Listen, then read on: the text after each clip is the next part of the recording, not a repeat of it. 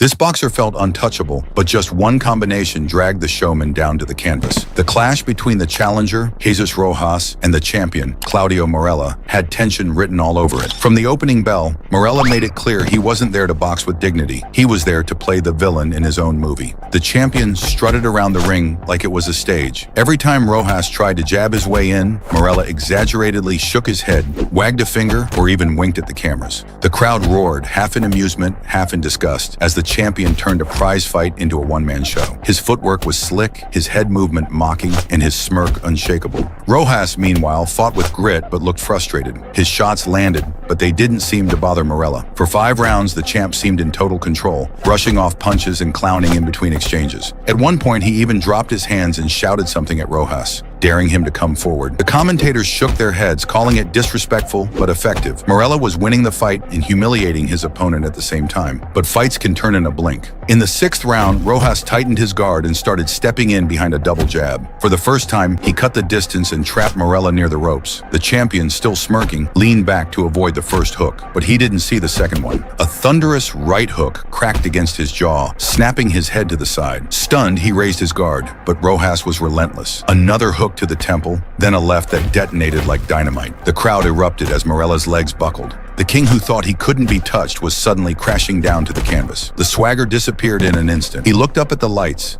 eyes wide with disbelief, as if asking himself how this could be happening. The referee began the count. Rojas stood in the neutral corner, chest heaving, finally wearing the expression of a man who knew the fight was his to take. Marella clawed his way up by 7, but the damage was visible, his legs unsteady, his confidence shattered. Rounds 7 and 8 told the story of a different fight. The arrogance was gone. Marella no longer danced and smirked. Now he was in survival mode. Rojas smelled blood and kept marching forward, throwing hooks in bunches, pressing the champion against the ropes. Every time Marella tried to clinch, the challenger ripped shots to the body. The swagger had turned to desperation. By round 9, the atmosphere had shifted completely. The crowd, once booing Rojas for struggling, was now chanting his name. Marella, the supposed untouchable showman, was hanging on by a thread. The challenger's persistence, his refusal to fold under 5 rounds of humiliation, had finally paid off. And as the final bell neared, one truth became undeniable. Claudio Marella might have walked in as the star of his own spectacle, but Jesus Rojas had rewritten the script. The champion's crown had been cracked, his invincibility exposed, and the boxing world would never look at him the same way again.